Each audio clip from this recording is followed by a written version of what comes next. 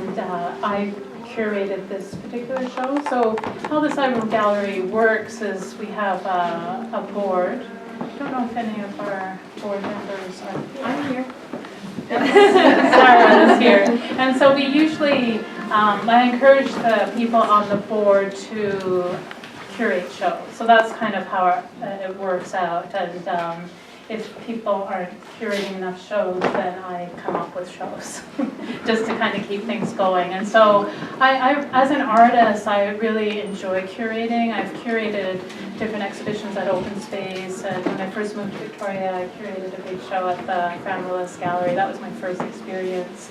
But I really enjoy it because it gives me an opportunity to get away from my own work and not think so much about myself and what I'm doing, and to kind of see art from a different kind of perspective. And you'll find that there is a real trend in contemporary art today where artists are curating.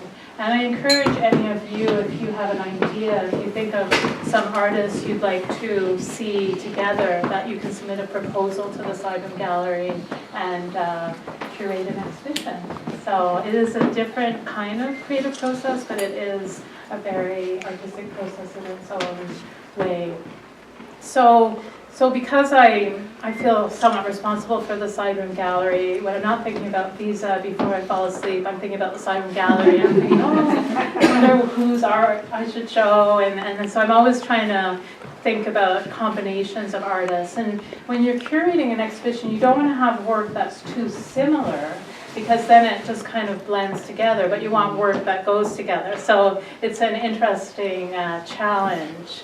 And so I was thinking a lot about drawing. I teach drawing, and drawing is my passion. So, and one of the things in drawing class, that a topic that always comes up is, what is drawing? And I'll show something and it's a sculpture, and students will say, well, that's not a drawing. And so in the 21st century, we really expanded the idea of what a drawing is. So you could talk about a painting, and you could have drawing in it. So I'd like to talk about the show as 3 different ways to think about drawing. So we have Sarah Cowan's work, which is the paper cutting.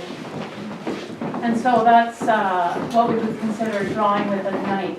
So instead of a pencil, she's using a knife to draw with.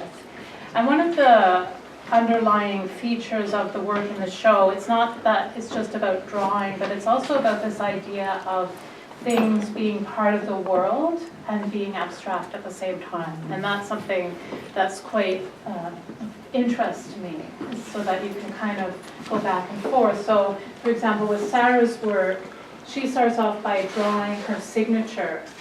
Sarah, can you wave so people can see? She has the neon.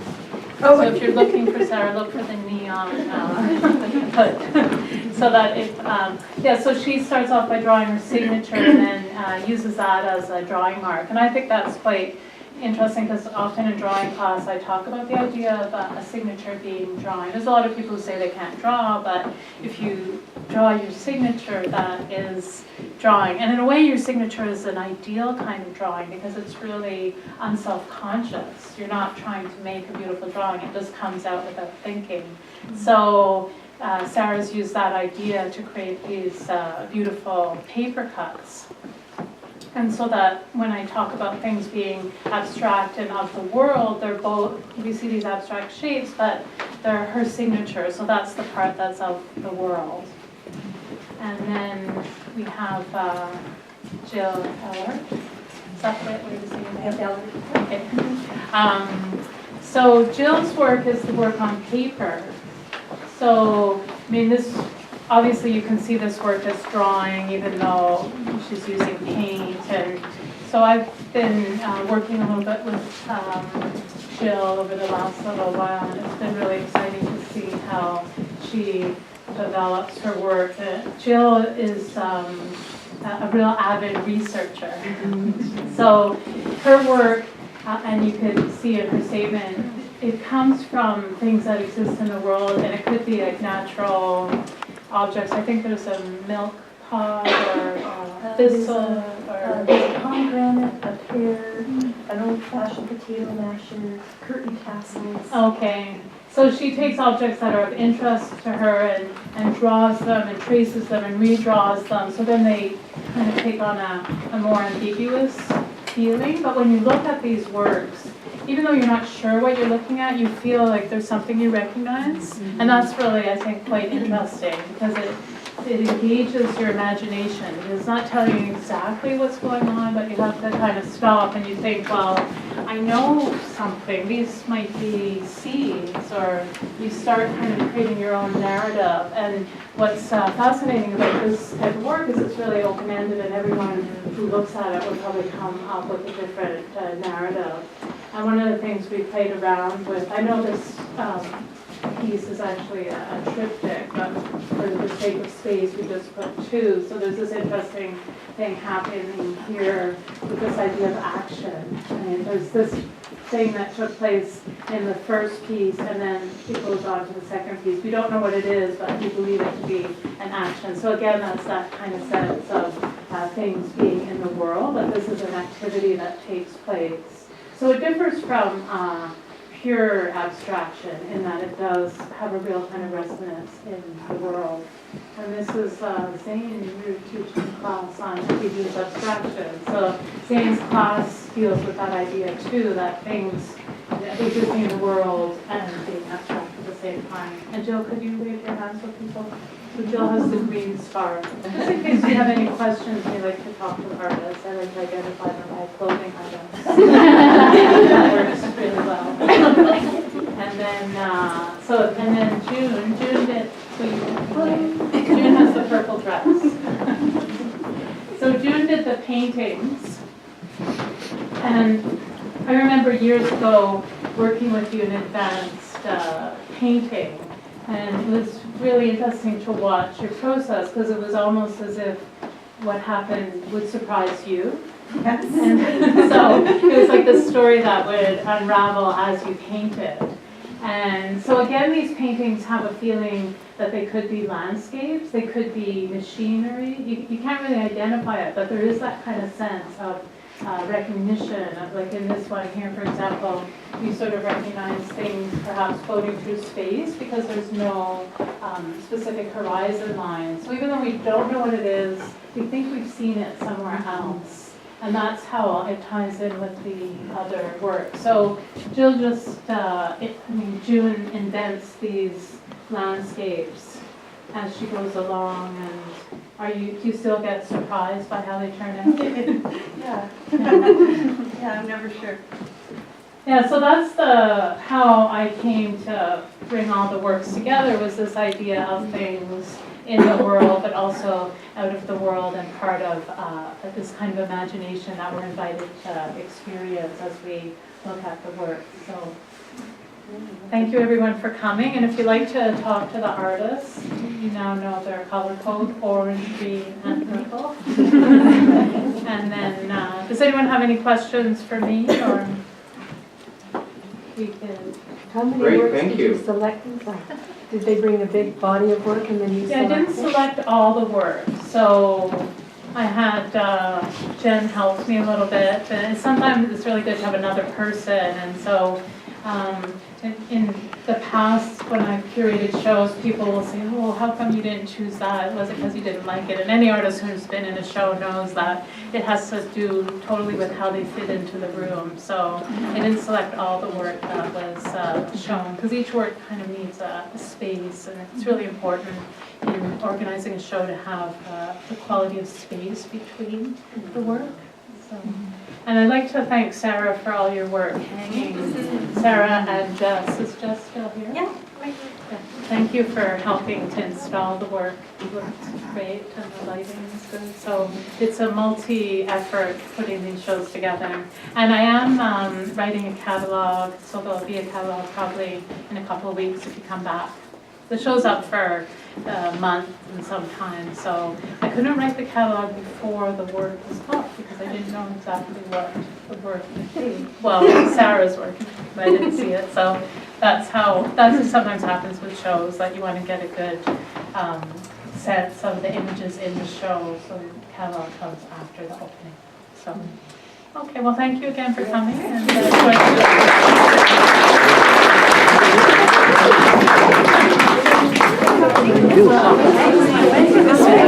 This body of work is based on my signature, but before that on identity, and it came out of the fact that I realized one day at some point that I had always I'd always defined myself through the reflection, being the reflection of another person, whether it was my father or my brothers or my sisters. I was always somebody's something, mother, wife, girlfriend.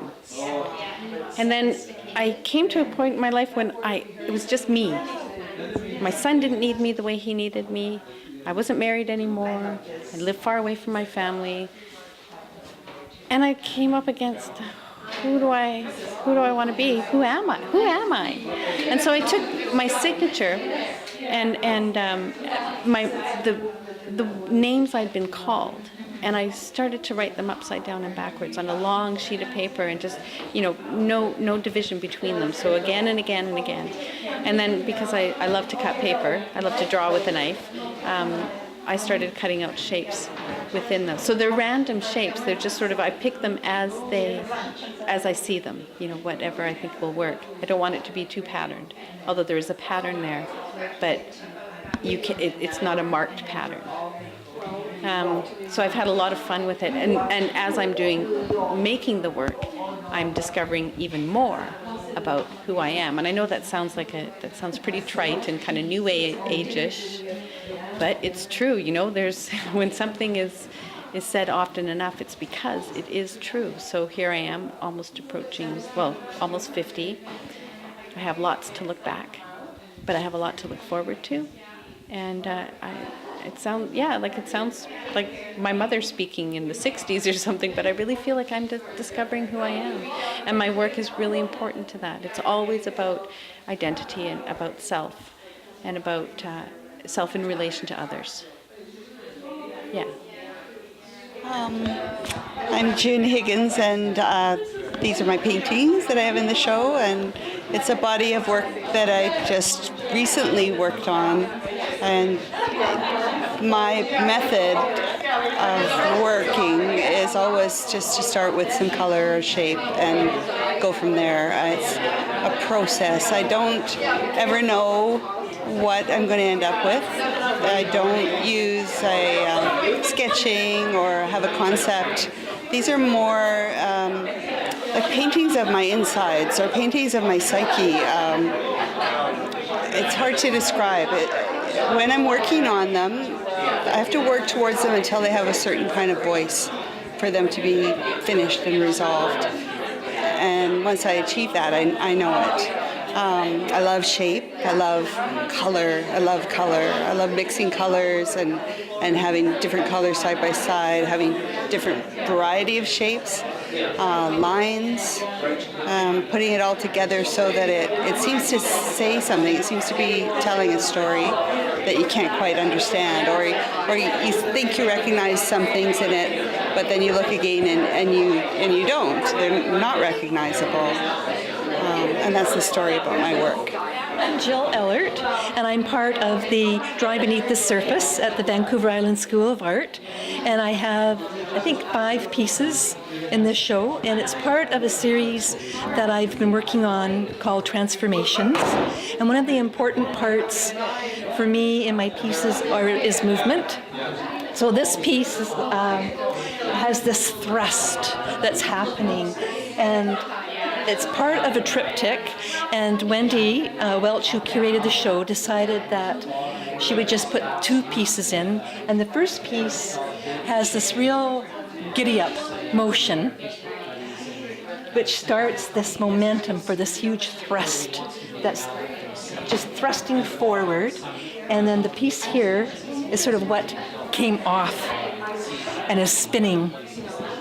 And all the pieces come from a process in my studio where I do a lot of line drawing, and I start to simplify everyday objects from the natural or manufactured world, and I start breaking them down, and through a process of editing and refining, I start creating abstract shapes that I combine together, which create what I call hybrid shapes. And I draw them on the page. And the first step I actually do is the movement. So with pencils, I choreograph the movement, and I decide whether it's going to be fast, slow, staccato-like, and then I draw these shapes onto that movement, and then I just take it from there. My process becomes very intuitive at that point, and I let go of the object and what's going on. My pieces start off with watercolor and pencil, and then I just start building on there. Some have fluid acrylics. I might go into gouache, use pen and ink, pencil. The titles that I've given these pieces go back to my idea of transformation. I'm interested in the cycles of metamorphosis and regeneration. And so the titles reflect ideas around metamorphosis, but also the type of movement that's going on in the pieces. But it also relates back to me, what I'm doing in my life, what cycle I'm in, the growth that I'm growing through. So they also feel like they're about a performance. I'm performing the drawing and the thought and action that happens in the drawing. So it's all tied together. And that's my series, Transformations.